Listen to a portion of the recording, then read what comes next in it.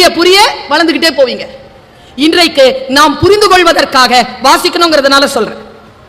ஆனா நான் சொன்னேன் முந்திக் கொள்ளாதீர்கள் சொன்னேன். இப்போ நான் சொல்றேன், எங்கே முந்த வேண்டுமோ அங்கே முந்திக் கொள்ளுங்கள். இதுக்கு நான் ஒரு விஷயம் சொல்லவா? இப்போ நம்ம சொன்னோம்ல சந்திராயன்ல போய் இறக்கணும்னு. ஃபர்ஸ்ட் நாசா இறக்குச்சான் கலத்தை. நான் போன மாசம் ஃபுல்லா அமெரிக்கால தான் இருந்தேன். ஹூஸ்டன்ல நாசா இருக்கு, போயிருந்தேன். ஒரு குளோப் இருக்கு, புவியியல் சக்தி இல்லாம உள்ள மிதக்கலாம். நான் போயிட்டுலாம் நல்லா பார்த்துட்டுலாம் சுத்தி பார்த்துட்டுலாம் வந்தேன். நான் முதல்ல களம் போய் இறங்கின உடனே ஒரு ஃபுட் ஸ்டெப் காட்டுவாங்க. கால் வச்ச ஒரு தடம், முதல் தடம் ஒருத்தன் வச்சான். அவன் பேர் என்ன? எல்லாருக்கும் தெரியுது. எப்படி? சிலபஸா படிச்சிங்களா? இல்ல மேடம். நான் சொல்லவா? எப்படி தெரியும் எல்லாருக்கும்? சந்திரனை தொட்டது யார்?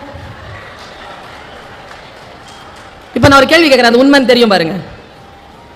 சந்திராயனுக்கு ஒரு குரூப் போச்சு இல்ல, அனுப்புனாங்களா? ஒரு குரூப் வேலை செஞ்சதுல, அந்த குரூப்ல ஒரு இயக்குனர். அந்த இயக்குனர் பேர் என்ன? சொல்லு.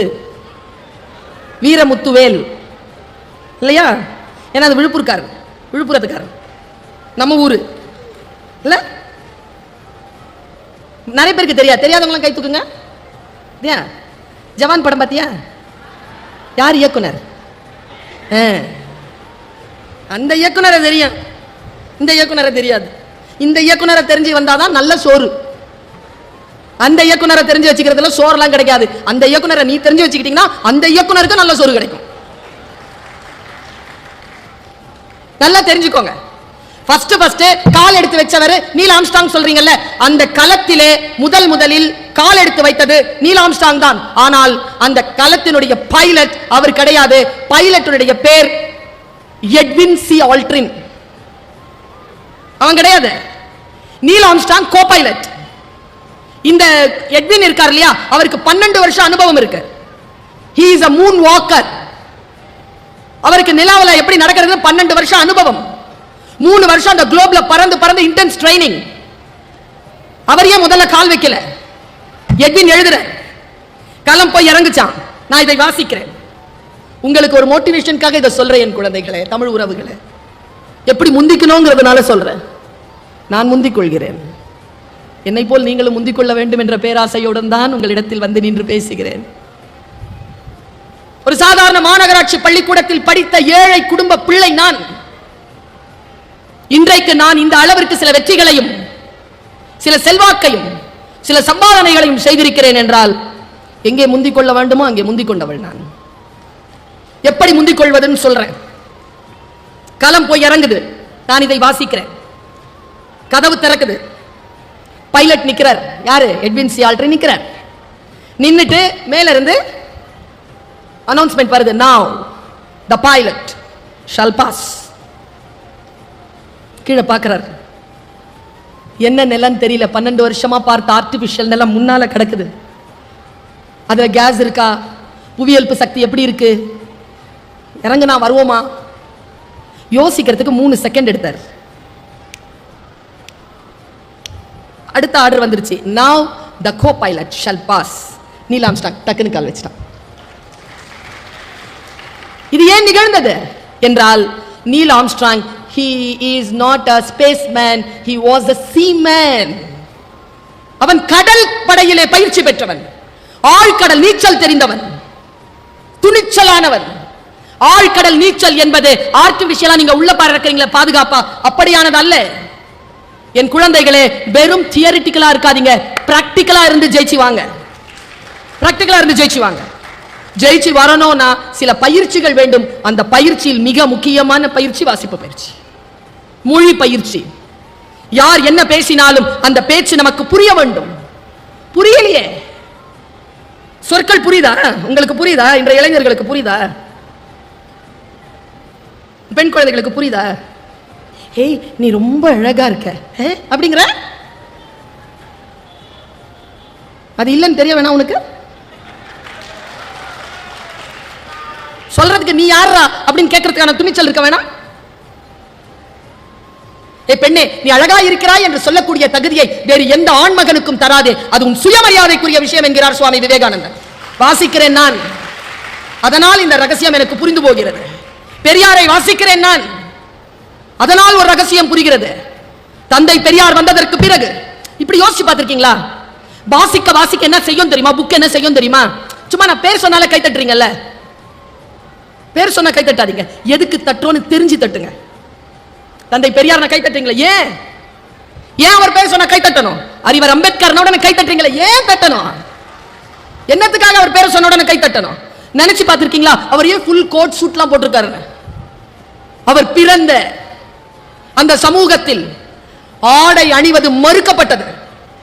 ஆடை அணிவது மறுக்கப்பட்ட சமூகத்தில் கல்வி என்கின்ற ஆயுதத்தை கையில் எடுத்துக்கொண்டு ஃபுல் கோட் சூட்ல போட்டுட்டு கால் மேல கால் போட்டு அப்படி உட்கார்ந்து நம்முடைய நாட்டினுடைய அரசியல் அமைப்பு சட்டத்திற்கான தந்தையாக வந்து உட்கார்ந்தார் இல்லையா? அதுக்காகத்தான் கை தட்டணும். இந்த வாசிப்பு இருக்குல்ல, லண்டன் போயிருந்தேங்க, 2 பேருடைய சிலை இருக்குங்க லண்டன் லைப்ரரியில. இந்த நூலகத்தில் இருக்கக்கூடிய எல்லா புத்தகங்களையும் வாசித்த 2 பெருமக்கள், ஒருவர் கார்ல் மார்க்ஸ், மற்றொருவர் அறிவர் அம்பேத்கர். வாசிக்கிறதுங்க 700 புத்தகங்களை மகாராஜா கிட்ட இருந்து கப்பல்ல அனுப்பி வைக்க சொன்னவருங்க, லண்டன்ல படிச்சவர்.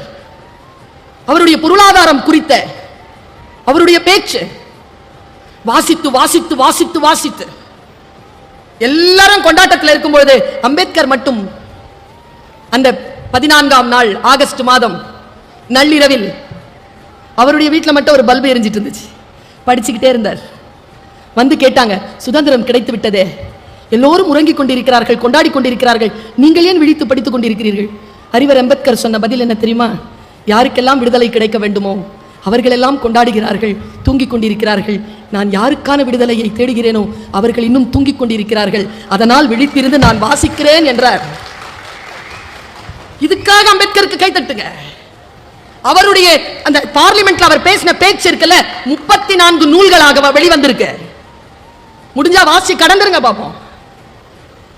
அம்பேத்கரை வாசித்து விட்டு அம்பேத்கருக்காக கை தட்டுங்க. தந்தை பெரியாரை வாசித்து விட்டு அவருக்கு ஏங்க துண்டு போத்துறாங்க? நமக்கெல்லாம் மேல வந்து துண்டு போத்துறாங்களா? ஒருத்தர் வந்து கூட எனக்கு துண்டு போத்தி போட்டு, ஏற்கனவே ட்ரெஸ் பண்ணிட்டு தானே வந்திருக்கேன் நான், எனக்கு அதுக்கு துண்டு. ஆடை மறுக்கப்பட்ட சமூகம் நம்முடைய சமூகம். ஆடையால் உடலை போர்த்துவதுதான் மரியாதை, ஆடை அவிழ்ப்பது என்பது அடிமைத்தனம் என்பதனை உலகத்திற்கு சொல்லக்கூடிய சமூகம் தமிழ் சமூகம். உலகத்தில் எங்குமே கிடையாதுங்க. வாசித்தால் புரிகிறது பிள்ளைகளே, என் தோழமைகளே, எது புரட்சி என்று புரிந்து போகிறது. புத்தகம் வாசிக்கும் போது ஜெயகாந்தன் சொல்ற ஒரு வார்த்தையை சொல்றேன்.